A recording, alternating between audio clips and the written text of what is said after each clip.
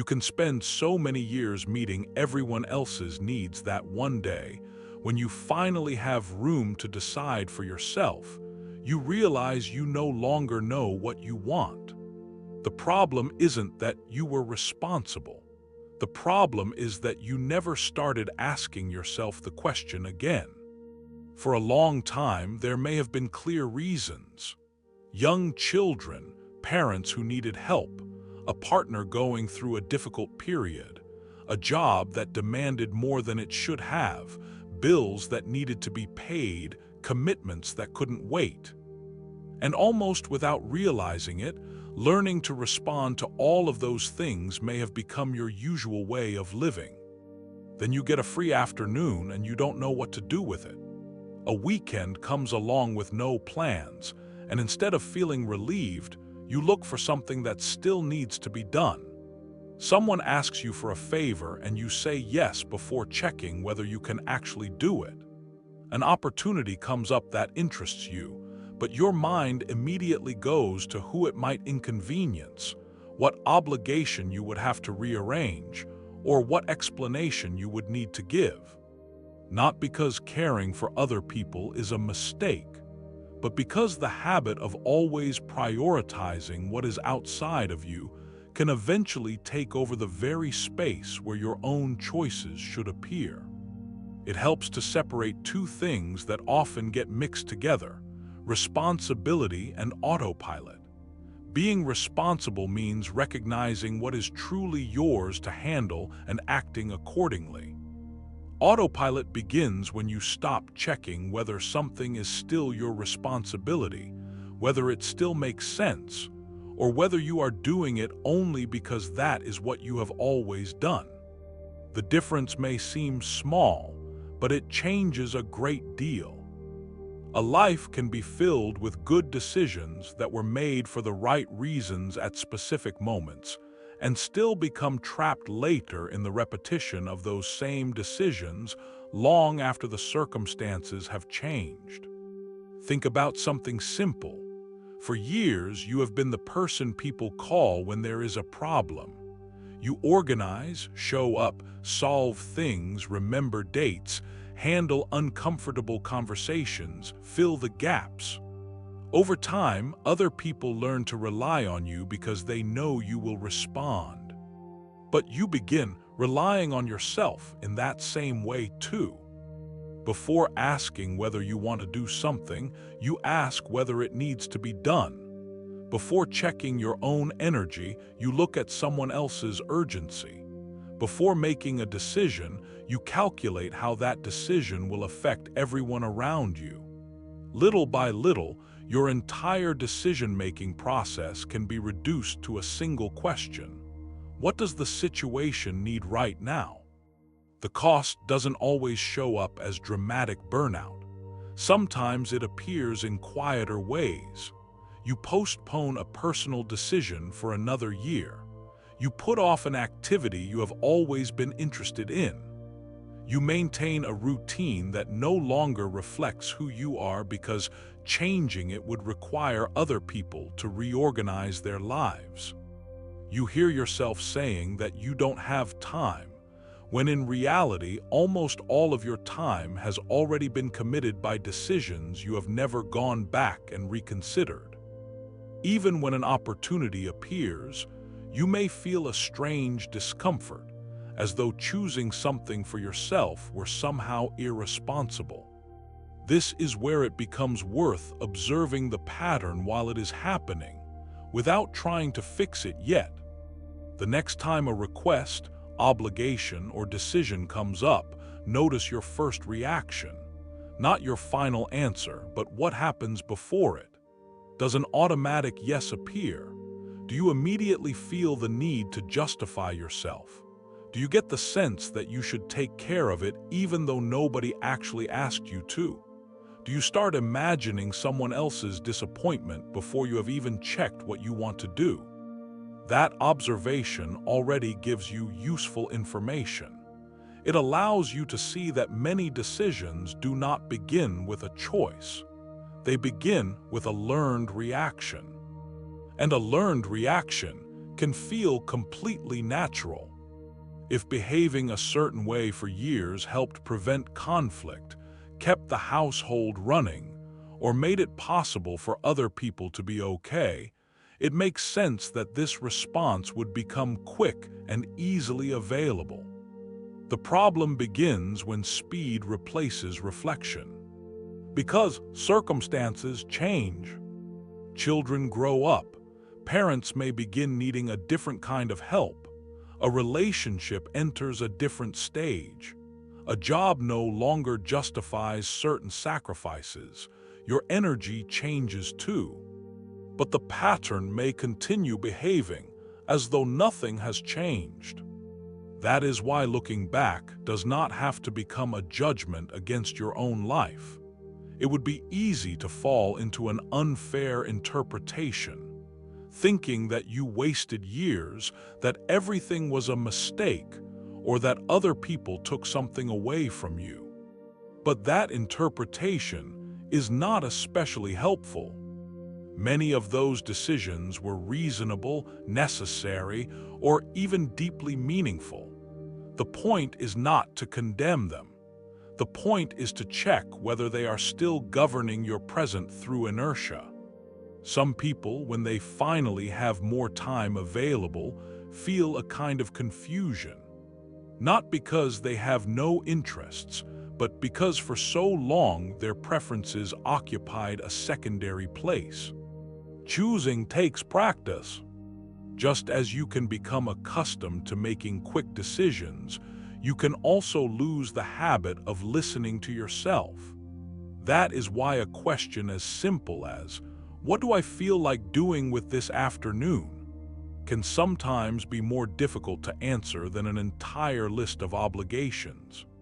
Obligations come with instructions. Your own choices do not always. Guilt can also appear. Saying no to a specific request can feel disproportionately uncomfortable. Setting aside a few hours for something personal can seem selfish even when no one is actually being harmed. Changing a routine can create the feeling that you are betraying an older version of yourself. The person who was always available, always dependable, always ready to hold everything together. That guilt does not prove that you are doing something wrong. Sometimes it only shows that you are acting outside a deeply established habit. There is an important difference between no longer fulfilling your responsibilities and no longer obeying them automatically. Nobody needs to turn this into a rebellion against family, work, or commitments. Most adult lives contain real responsibilities that do not disappear simply because you want to reclaim some space for yourself. What can begin to change is how you decide what deserves a yes, what can wait, what is no longer yours to handle, and what part of your life has gone too long without being consulted. Maybe the first step is not making any major change. Maybe it is simply noticing an internal phrase. "I have to do it. I don't want them to be upset. There will be time for me later. Now isn't the right time." Any one of those thoughts can make sense in a particular situation. The problem begins when they function as universal answers. When there is always a reason to postpone yourself. Postponement stops being temporary and becomes the structure of your life.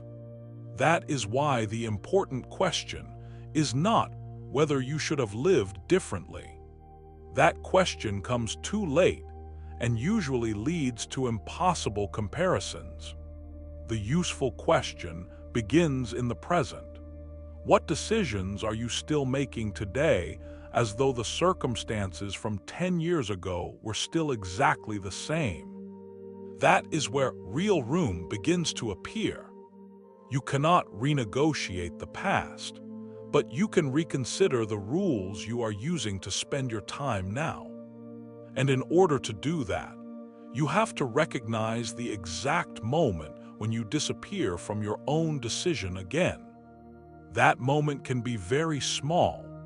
A message you answer without thinking, a commitment you accept out of reflex, a personal plan you cancel before even looking for alternatives, someone else's opinion that carries more weight than your own judgment. Seeing it does not solve the conflict yet, but it opens up a crucial possibility. Between what other people need and the response you give them, there can be a space in which what you have chosen for this stage of your life matters too. That space does not appear because your responsibilities suddenly disappear. It appears because you begin distinguishing between what truly belongs to you and what you have learned to take on without questioning it. And that distinction can be uncomfortable, because for years you may have found security in knowing exactly what role you played. Solve things, take care of people, respond, be available. When that role becomes familiar, no longer acting automatically can feel almost like doing something wrong. That is why reclaiming your judgment does not mean starting to say no to everything, nor does it mean placing your desires above every commitment. It means introducing a question that may not have existed before. Is this actually my responsibility? Am I choosing it? Or am I simply reacting the way I always have? From the outside, all three possibilities may look exactly the same. You can accompany a family member because they need help and you have chosen to be there. You can accept a task because it is a reasonable part of your job. You can change your plans because someone important to you is going through a difficult time. None of those things mean you have abandoned yourself. The difference appears when those decisions stop being decisions and become a permanent internal obligation. If I can do it, I should do it. If someone needs me, I have to be there. If saying no makes me uncomfortable, then saying no must be wrong. That last leap deserves attention. Discomfort does not always mean that a decision is bad. Sometimes it simply means that the decision is new. Imagine someone asks you to do something over the weekend. Your first reaction is to agree.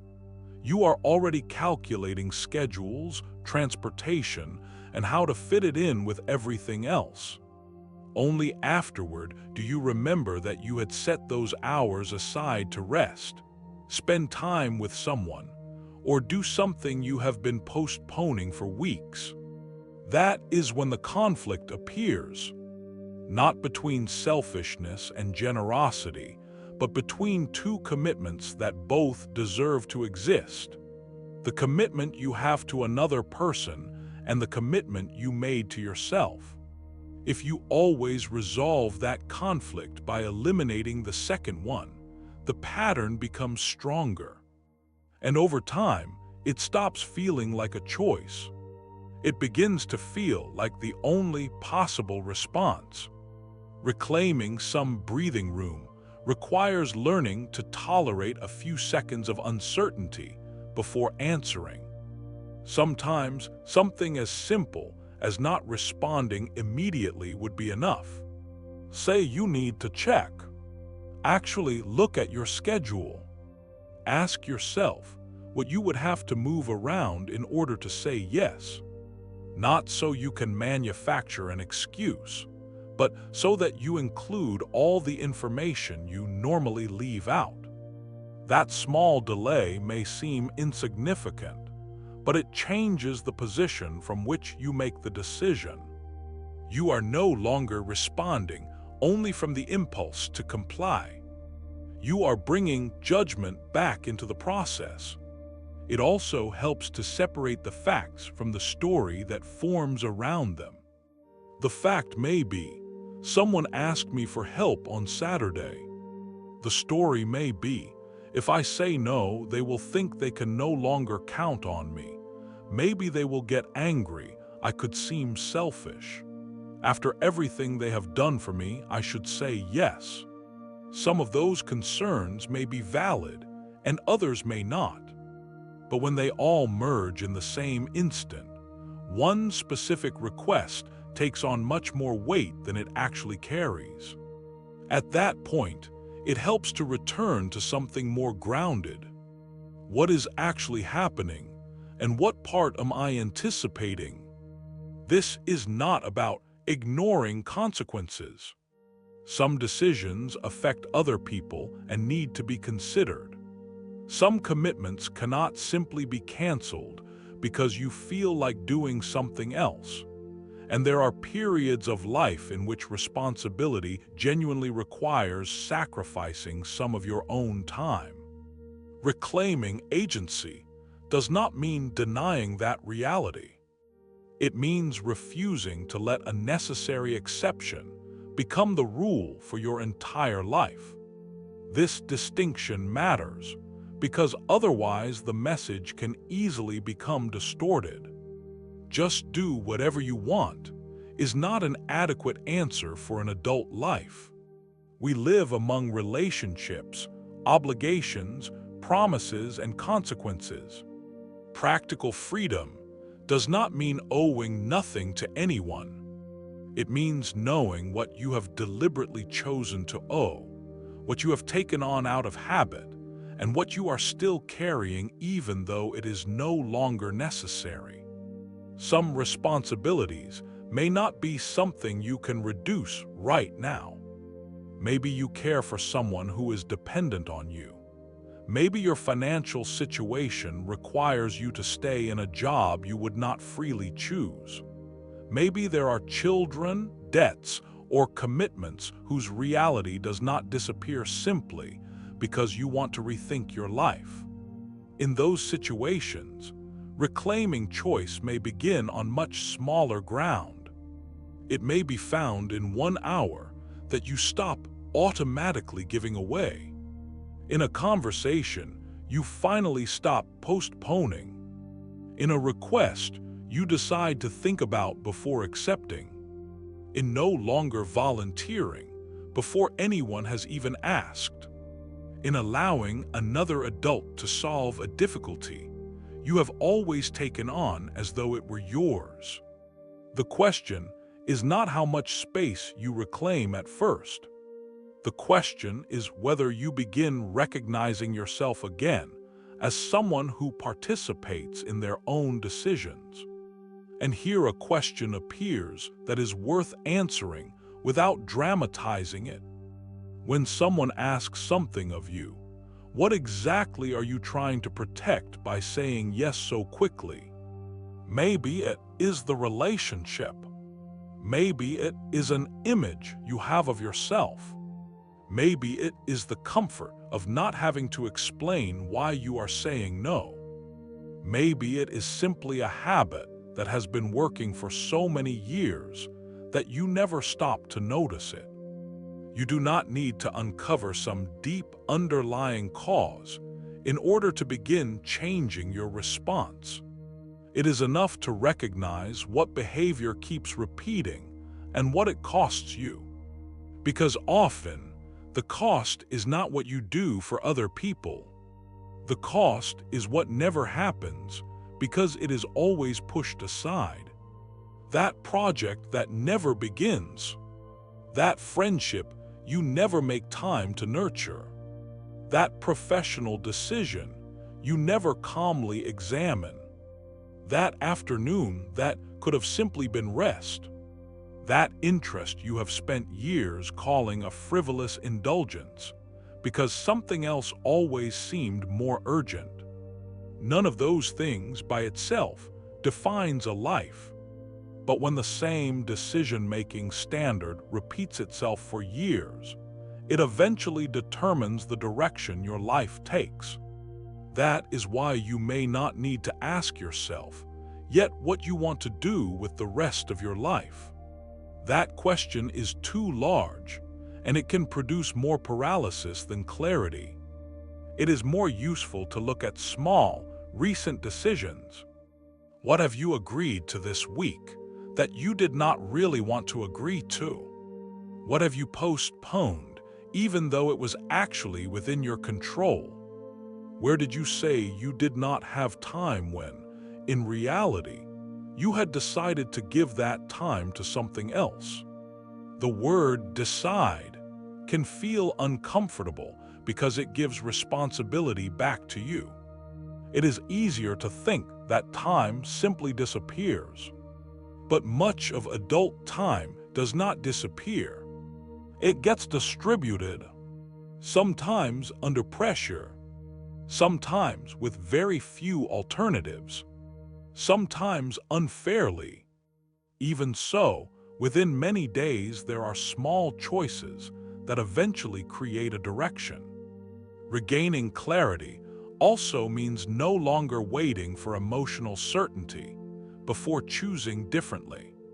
You can set a reasonable boundary and still feel guilty. You can reserve an afternoon for yourself and spend half an hour thinking that you should be doing something useful. You can turn down a request and worry about how it will be received. The goal is not to make every feeling of discomfort disappear before you act. If you wait for that, the old pattern will always have an advantage, because what is familiar usually feels safer than what is new. What matters is figuring out whether the discomfort comes from failing to meet an important responsibility or simply from no longer obeying a habit. That difference takes practice and patience. A person who has spent years building an identity around being needed does not change their relationship with obligations in a single afternoon. There will be times when you respond too quickly again, days when you agree to something and later realize you did not want to do it, moments when you once again confuse responsibility with permanent availability. That does not invalidate what you have understood, but it does show the limits of understanding alone. Knowing that you have the right to reconsider your priorities does not mean you will actually do it when the next request, the next conflict, or the next wave of guilt arrives. Clarity creates space, but that space only begins to change a life when it enters real decisions. And that is where the more demanding part begins. Not simply knowing that you have to take yourself into account too, but learning to act as though that were true when doing so feels uncomfortable. Acting as though it were true begins in moments far less dramatic than we tend to imagine. It usually does not begin with one huge decision that reorganizes your entire life, but with small situations in which you used to respond without giving yourself any time to choose.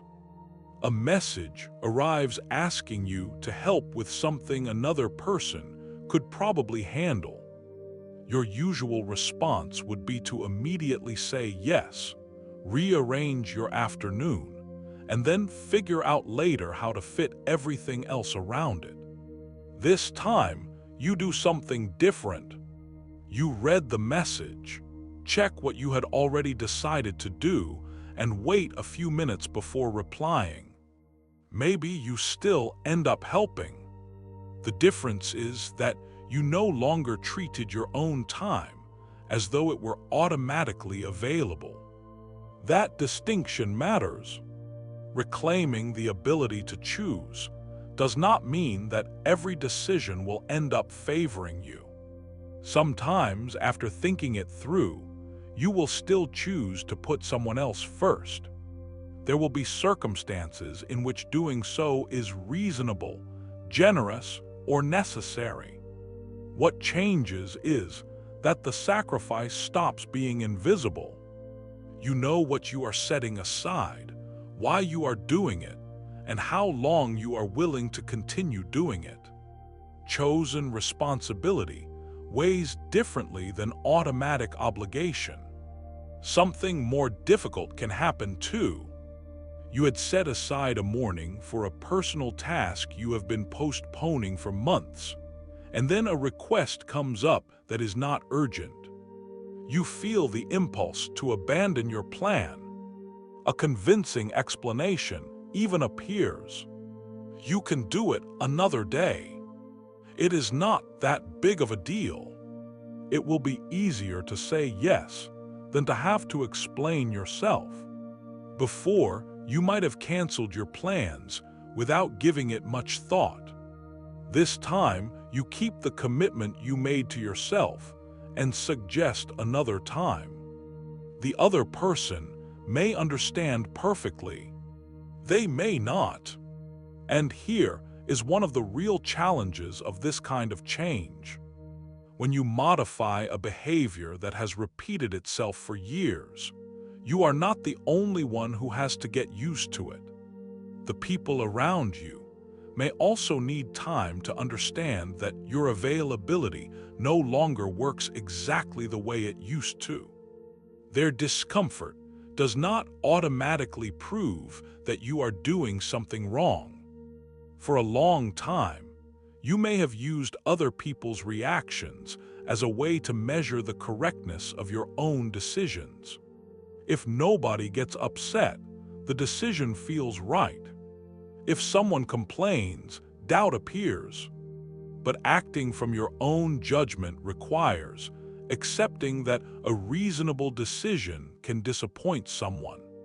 Not because their disappointment does not matter, but because not every emotion another person experiences can become an instruction for your behavior. There is an important distinction worth holding on to here. Considering other people is not the same as obeying all of their expectations. You can listen to a request, understand why it matters, try to help within your limits, and still maintain a boundary. You can deeply love your family and refuse to solve every problem. You can be committed to your job and stop accepting tasks that keep falling to you simply because that has always been the habit. You can care for someone and still protect small areas of your life that do not need to be justified by their usefulness. At first, these decisions may feel strange, maybe even unnatural, not because they are wrong, but because you have spent years practicing one response far more than the other. Behavioral patterns become stronger through repetition. When similar situations keep appearing, and we respond to them in the same way again and again, that response becomes easier to access. You hardly need to think. Something happens, and you already know what to do. That is also why you should not expect a new way of making decisions to appear spontaneously, just because you now understand the idea intellectually. It has to be practiced in real situations. One day, it may be a favor you decide not to accept. Another day, a conversation you stop postponing. Maybe you realize that for years you have been saying you want to change something about your work, but you never make time to explore alternatives because there is always a more immediate emergency. So you protect 1 hour a week to think, gather information, or simply clarify what you are looking for. 1 hour does not transform a career, but it does change something important. That decision stops existing only as an intention that is constantly postponed. Another time, it may be something far simpler. You have a free afternoon, and that familiar feeling appears that you should use it to be productive. There are things you could organize, messages you could answer, tasks you could get ahead on. And you decide not to fill all the space. You go for a walk, Spend time with someone you care about, read, rest, or do something that produces no measurable outcome. Maybe at first you do not even enjoy it completely. Part of you will keep searching for an obligation. That is part of the process too. You do not need to turn every choice you make for yourself into an extraordinary experience in order to prove that it was worthwhile. Sometimes reclaiming a piece of your life simply means learning to remain in a space that you used to automatically fill with duties. It is also worth watching out for the opposite extreme.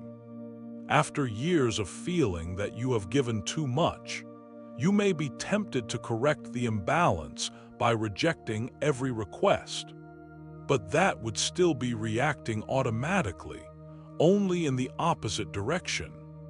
Good judgment is not about replacing every yes with a no. It is about making sure neither answer appears automatically. There will be people who genuinely need you, promises worth keeping, moments when making an extra effort makes sense. The goal is not to build a life without obligations.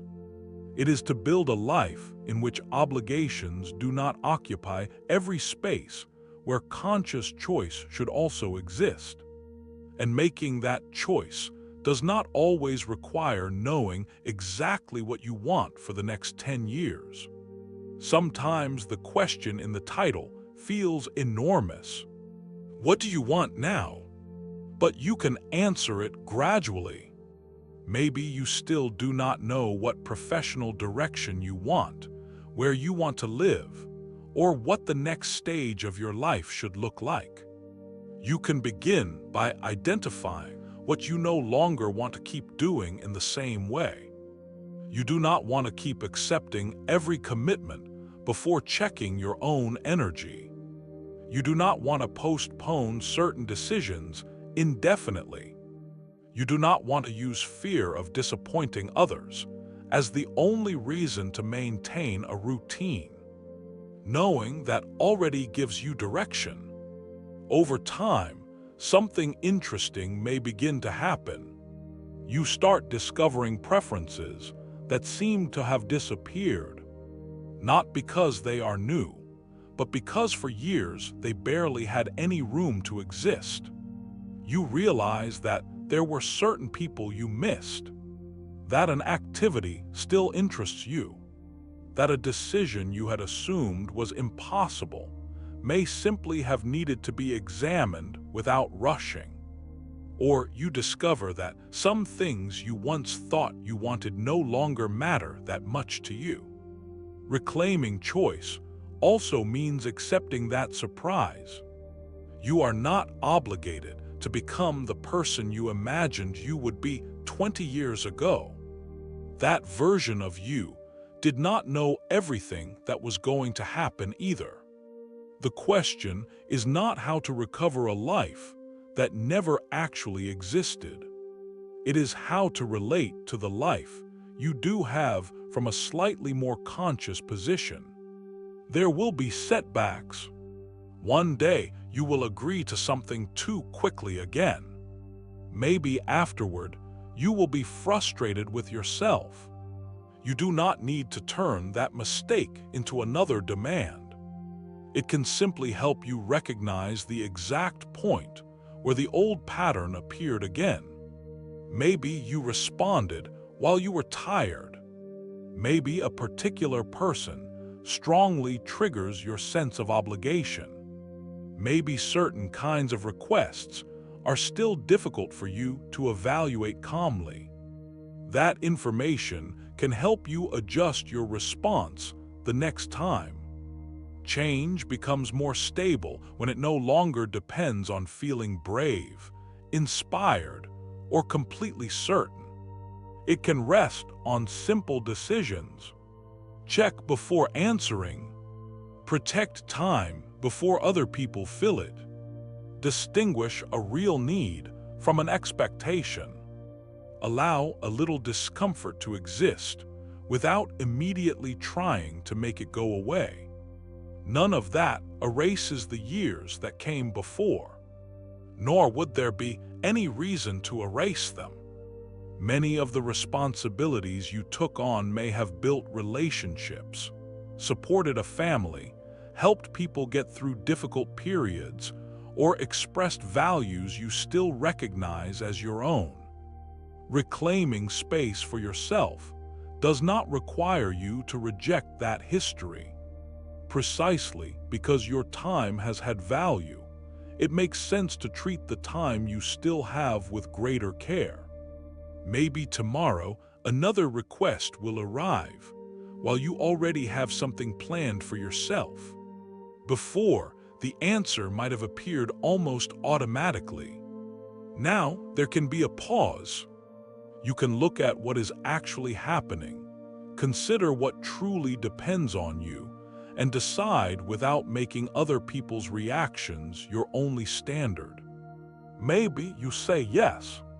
Maybe you say no. What matters is that you are present in the decision again. After spending so many years showing up for everyone else, you do not need to prove that everything you did was a mistake before you can start choosing differently. You cannot change where you place the time that has already passed, but you can stop treating the time ahead as though it already belongs to everyone else before it belongs to you. And maybe that is enough of an answer to a question that initially seemed too big. What do you want now? It does not have to be resolved with a perfect plan. It can begin with something much more concrete. I want to stop disappearing from my own decisions. Responsibilities will still exist. There will be busy days, people who need help, and moments when you will put yourself second again, because the situation truly requires it. The difference is that it will no longer have to be that way all the time. You can care for others without erasing yourself. You can fulfill your responsibilities without living only to fulfill them. You can be available without being available for everything. And when that small moment appears again between someone's request and your response, maybe you will recognize that there is something there that you barely used for a very long time. The possibility of calmly choosing where you want to place the part of your life that still depends on you. If this reflection could help someone you know, share it. This is Stoic Spirit.